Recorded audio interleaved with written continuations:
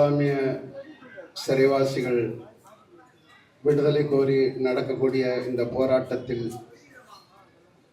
கலந்து கொண்டிருக்கும் உறவுகள் அத்தனை பேருக்கும் சீமான் தம்பியின் வாழ்த்துக்களும் வணக்கமும். நாம் தமிழர் கட்சி இஸ்லாமிய சிறைவாசிகளுக்காக எதற்காக மேடை போட வேண்டும், எதற்காக பேச வேண்டும்? நாம் தமிழர் கட்சியின் தலைமை இஸ்லாம் என்ற மார்க்கத்தை ஏற்ற தலைமை இல்லையே. நாம் தமிழர் கட்சியின் தலைமை ஜிம்மா மேடைகளில் திமுகவுக்கு வாக்கு சேகரிக்கக்கூடிய தலைமை இல்லையே. ஆனாலும் சீமான் ஏன் இஸ்லாமிய சிறைவாசியின் விடுதலை கோருகிறார் என்றால், சிறைவாசிகளின் மொழியும் சீமானின் மொழியும் ஒரு மொழிதான் என்றுதான். உங்களுக்கு ஒன்றை நினைவூட்ட கடமைப்படுத்துகிறேன். இதுவரை இந்த இஸ்லாமிய சிறைவாசிகள் விடுதலை என்பது இஸ்லாமிய அமைப்புகள், இஸ்லாமிய ஜமாத்துகள், இஸ்லாமிய சமுதாய தலைவரால் மட்டுமே அரங்கத்திற்குள் அடைபட்ட அரங்கத்திற்குள் பேசிக் கொண்டிருந்த ஒன்றை பொது சமூகத்தில் இஸ்லாமிய சிறைவாசி விடுதலை, தமிழ் தேசிய இனத்தின் விடுதலை என்று பொது சமூகத்தில், பொது இடத்தில், பொது மேடையில் முழங்கிய ஒருவன் என்றால் எங்கள் செந்தமிழ் சீமான் மட்டும்தான், வேற யாரும் கிடையாது. தொடர்ச்சியாக நீங்கள் நன்றாக உற்று நோக்குங்கள். திமுகவின் ஆட்சி காலத்தில் தான் இஸ்லாமிய மக்கள் கொடும் சித்திரவதைக்கு உள்ளாக்கப்பட்டார்கள். இன்று நாடு முழுக்கும் இஸ்லாமியர்கள் சந்திக்கக்கூடிய எல்லா சிக்கல்களுக்குமான ஆணிவர் திமுக.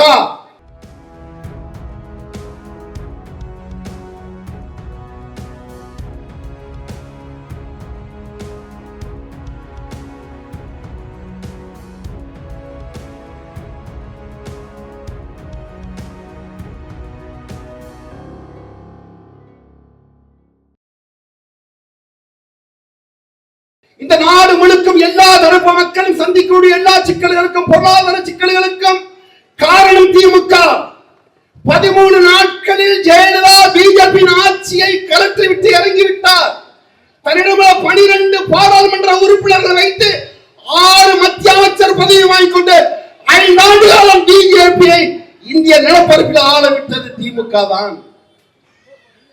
இன்று அவர்கள் சிறையில் இருக்கிறார்கள். பொய் வழக்கு போட்டு ஸ்டாலின் அவர்களை உங்கள் அப்பா காலத்தில் பொய் வழக்கில் உள்ளே சென்றார்கள். உங்கள் காலத்தில் நீங்கள் கள்ள மௌனம் செய்தீர்கள். உங்கள் பிள்ளை காலம் வந்துவிட்டது, உங்கள் பிள்ளையின் பிள்ளை காலம் வந்துவிட்டது. ஆனால் அந்த சிறைவாசிகளுக்கு ஒரு விமர்சனம் இல்லை. சென்ற தேர்தலில் அண்ணன் சீமான் தொடர்ச்சியாக சிறைவாசி விடுதலை எடுத்தார். கோயம்புத்தூரில் எடுத்தார், நாகப்பட்டினத்தில் எடுத்தார், வேலூரில் எடுத்தார்.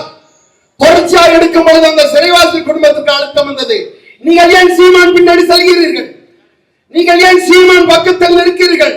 நீங்கள் சீமான் நாட்டில் சென்றால் இந்த சிறைவாசி விடுதலை தாமதப்படுத்தப்படும். அமைப்பு நிர்வாகிகள், சமுதாய தலைவர்கள், அரசியல் வியாபாரிகள் அந்த சிறைவாசி குடும்பத்தில் பேசியிருக்க கூடும், வந்திருப்பார்கள் அவர்கள்.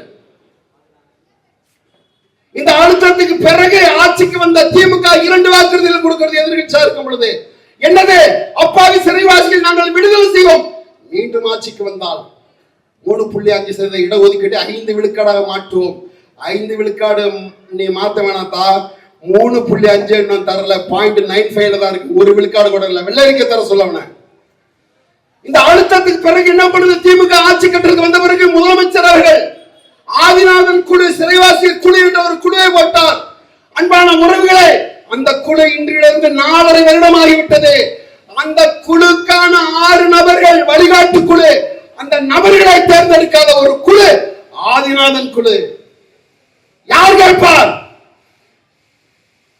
முஸ்லிம்க்கு தலைவர் பெருக்கள், ஊருக்கா ஜமாத்துகளை, மொழாக்களை, இஸ்லாமிய பெருமக்களை, தலைவர் பெருமக்களை, உலமாக்கள் பெருமக்களை கூட்டி இந்த வாக்குகள் எல்லாம் திமுக என்று கேட்டுக்கொண்டு இருக்கிறாரு. ஒரே ஒரு முறை 2 சீட்டு வேணாம், சிறைவாசி விடுதலை வேணாம், ஒரு மானம் உள்ள தமிழனா அந்த நிலத்துல ஒரு முறை இந்த இஸ்லாமிய சொந்தங்கள் நீங்க வாழ்ந்து பாருங்க, எவ்வளவு கஷ்டம் பாரு. இன்னைக்கு இந்த அடுத்த மாசம் இந்த இன்னும் 2 வாரத்துல நோன்பு வர போகுது. 26 பெருனா, 26 ஹஜ்ஜி பெருனா, 26 ஆண்டுகள் ஹஜ்ஜி பெருனா, 26 ஆண்டுகள் நோன்பு பெருனா கொண்டாடவில்லை. சிறை கொட்டடிகள் இருக்கிறார்கள். யார் அவர்களுக்கு விடுதலை வாங்கி தருவார்? இந்த திமுகவா? அதன் ஆதரவு கட்சிகளா? கூட்டணி கட்சிகளா? இல்லை. இவர்கள் ஒருபோதும் உங்களுக்கானவர்கள் இல்லை. உங்கள் வாக்கை மட்டும் வாங்கிக் கொண்டு உங்கள் வாழ்க்கையை நாசப்படுத்த வந்தவர்கள். சுப்ரீம் கோர்ட், உச்ச நீதிமன்றத்தின் தீர்ப்பு இருக்கு. மாநில அரசு சிறைவாசிகளை விடுதலை செய்யக்கூடிய அதிகாரம் மாநில அரசு இருக்கு. மாநில அரசருக்கு நெஞ்சில மாஞ்சார்தா கூட சொல்றா. சீமான் முதலமைச்சர் இருந்தா அடுத்த நாள் சிறைவாசிகள் வெளியே வர வேண்டாம். சத்தியம் என்று சொல்றேன். அல்லாஹ்வின் சத்தியம் இது. என் தலைவர் பிரபாகரன் மீது சத்தியம் இது.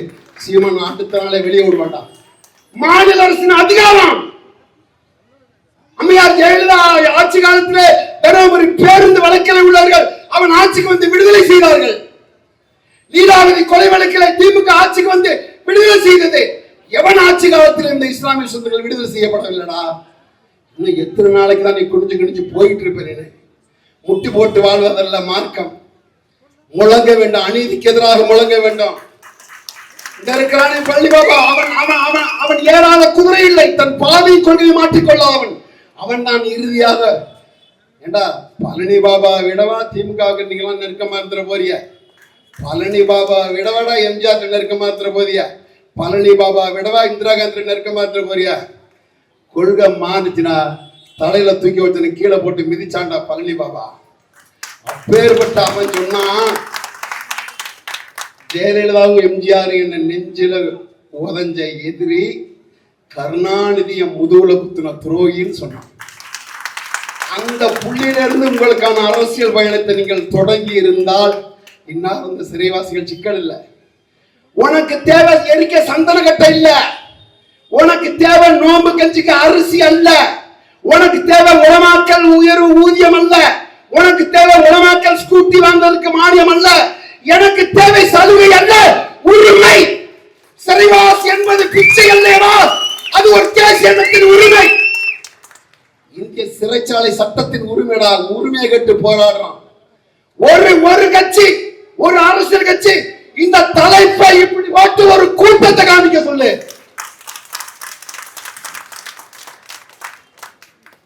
இப்படி பேசுற நாங்க தான் உனக்கு பிஜேபியோட பேட்டி. நாங்க கேரளா ஸ்டோரின்னு ஒரு படம், 40,000 பெண்களை கடத்தி மதம் மாத்திட்டாங்கன்னு வரக்கூடிய ஒரு படம். கேரளா தடை செய்து, கர்நாடகா தடை செய்து, இந்திய மாநிலங்கள் அத்தனை தடை செய்து, உங்க திராவிட மாடல் முதலமைச்சர் அவர்கள் அன்றைய டிஜிபி ஐயா மரியாதை சைலேந்திர பாபு தலைமையில் பாதுகாப்பு கொடுத்து தியேட்டர் முழுக்க நீ ஓடவிட்டாய். அதை தடுத்து நிறுத்தியது சீமானின் படைகள் தானடா. சொல்லி பார்த்தம் கேட்கவில்லை. அண்ணன் சீமான் அறிக்கை விட்டார், கேட்கவில்லை. அவன் தம்பிமார்கள் டிக்கெட் வாங்கி கொண்டு தியேட்டர் அலுவலகத்தில் உட்கார்ந்து திரையை கிழித்த பொழுது இது பேச்சல்ல வீழ்ச்சி என்று பயந்து நிறுத்தினான். அடுத்து பிபிசியோட ஆவணப்படம் குஜராத் ஃபைட்ஸ் பிபிசியோட ஆவணப்படம். அன்றைக்கு குஜராத் படுகொலையில் அப்படியே ஆவணப்படுத்தி காட்சிப்படுத்தி கொண்டு வந்து இங்க போடுறாங்க. அந்த படத்தை திரையிட நீ அனுமதிச்சியா? திமுக அனுமதிச்சியா அந்த படத்தை திரையிட? தடை. அந்த படத்தை தமிழாக்க மொழிமாற்றம் செய்து தமிழ்நாடு எங்க அரங்குகளில் திரையிட்ட ஒரே கட்சி நாம் தமிழர் கட்சி தான். நாங்களா பிஜேபியோட பிடிஎம்ஏ? நாங்களா பிஜேபியோட பிடிஎம்ஏ? உனக்கு தேவை அரசியல் அதிகாரம். அரசியல் அதிகாரத்துக்கு நோக்கி நீ நகரு. நேற்று பாக்குற ஒரு சின்ன இணையத்துல ஒரு வரல வருது. ஒரு இஸ்லாமியர்கள் கட்சி வச்சுக்க ஒரு தம்பி, அதுல ஸ்டாலின் சொல்றாரு, இந்த தம்பிக்கு நெஞ்சில இடம் இருக்கு, உனக்கெல்லாம் சீட்டு தர மாட்டான், நெஞ்சில இடம் இருக்கு, திராவிட தலைவாணி பஞ்சில இடம் இருக்குன்னு சொல்லிட்டு போயிட்டே இருப்பான். உனக்கெல்லாம் சீட்டு கிடையாது. அண்டி பிழைப்பதை விட நக்கி வாழ்வதை ஒரு நாள் அண்ணன் பள்ளிபாபா சொல்வதை போல்தான் ஒரு கோலையின் தலை கிரீடமாக இருப்பதை விட ஒரு வீரனின் கால் செருப்பாக இருந்து விட்டு போகலாம். 200 ஆண்டுகள் ஆளாக வாழ்வதென்றால் ஒரே ஒரு நாள் புலியாக இருந்து விட்டு போகலாம். பாருங்கள் சொந்தங்களே, உங்களை அணைத்துக் கொண்ட 12 கோடி தமிழ் தேசிய இனம் இருக்கிறது. நீங்கள் மதமாக சாதியாக பிரிந்தால் நீங்கள் கொல்லப்படுவீர்கள், அச்சுறுத்தப்படுவீர்கள் என்கிறார் அண்ணன் பழனி பாபா. வாருங்கள், எனக்கெல்லாம் பிரச்சனை இல்லை. அண்ணன் ஒவ்வொரு முறையும் என்ன தேர்தல் காலத்தில் நிறுத்துறாரு. தோத்தாலும் தமிழ் முஸ்லிமாக பெருமையோடு தோற்பேன். நீ வெற்றி பெற்றாலும் திராவிட முனாஃபிக்காக தான் வெற்றி பெறுவ, திராவிட அயோக்கியமாக தான் வெற்றி பெறுவ. பெருமையுடன் தோப்போம் நாங்க. வா, இந்த கட்சி தான் எல்லாவற்றுக்கான தீர்வு, ஆக சிறந்த தீர்வு, ஆக சிறந்த அருமருந்து. எந்த இடத்துலயும் உனக்கு நிக்கல. இன்று தமிழ்நாட்டில் 1436 அரசு பள்ளிக்கூடங்களில், அரசு உதவி பெறும் பள்ளிக்கூடங்களில் RSS சாகா பயிற்சி நடக்குது. ஒரு இஸ்லாமிய தலைவர் உனக்கு கேட்க முடியாது. ஏன் பிழைக்க? நீ அண்டி பிழைக்கிறவன், நீ சீட்டுக்கு நோட்டுக்கு நிக்கிறவன், மக்களுக்கு மக்களோட நாட்டுக்கு நிக்கிறவன் இல்ல. நாங்க நீ அதுக்கான ஆள் இல்ல. இந்த நிலைகள் மாறணும்னா உங்களுக்கான ஒரு வாய்ப்பு தான் இருக்கு. நீங்கள் இனமாக ஒன்று கூட வேண்டும். இனமாக ஒன்று கூடினால்தான் இதற்கு தீர்வு கிடைக்கும். இந்த அறிவிப்புல இல்லைங்க. மறுபடியும் திமுக, உனக்கு ரோசம் இல்லையா, சூடு சொர்ணம் இல்லையா, வெக்கம் இல்லையா?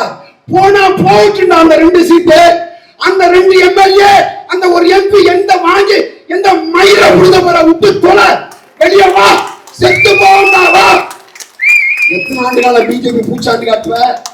எத்தனை ஆண்டு காலம் பிஜேபியோட பூச்சாண்டி காட்டுவ? நீ பிஜேபியை பூச்சாண்டி கேட்டு அவனோட எல்லா திட்டத்தையும் நீ ஆதரிச்சு வச்சிருக்கிற. எந்த திட்டத்தை நீ எழுத்திருக்கிற? இந்திய எதிர்க்கல, இந்திக்காரனை கொண்டு வரான். நீ ரோட்ல சுத்துற எந்த இந்திக்காரனையும் தனிப்பட்ட முறையில் போய் பேசு. அப்படின்னா ஓட்டு கோன்கேன்னு கேளு, அவன் சொல்லுவான் மோடிக்காமா. ஒவ்வொரு சட்டமன்றத்தில் 20,000 30,000 வாக்காளர்களை இறக்குறான். என்ன ஆகும்? இஸ்லாமியர், கிறிஸ்தவர், ஆதி தமிழர் இவங்களோட வாக்கு 1 கோடி வாக்கு அவனுக்கு போகுது. அந்த தைரியத்துல இருக்கிறான். இஸ்லாமியோட பாதுகாப்பு திமுக கிடையாது. 1/9 விழுக்காடு வாக்கு தாண்டா திராவிட திருட்டு திமுகவுக்கு பாதுகாப்பு. வெளியே வரா இல்ல, நீ இருக்கிறியா? எல்லா இஸ்லாமிய அமைப்புகளும் ஒன்னா போ. எஸ்சிபி, முஸ்லிமுக்கு, சுன்னத் ஜமாத்து, சுன்னத் பண்ணாத ஜமாத்து, எல்லா ஜமாத்து ஒன்னா போ.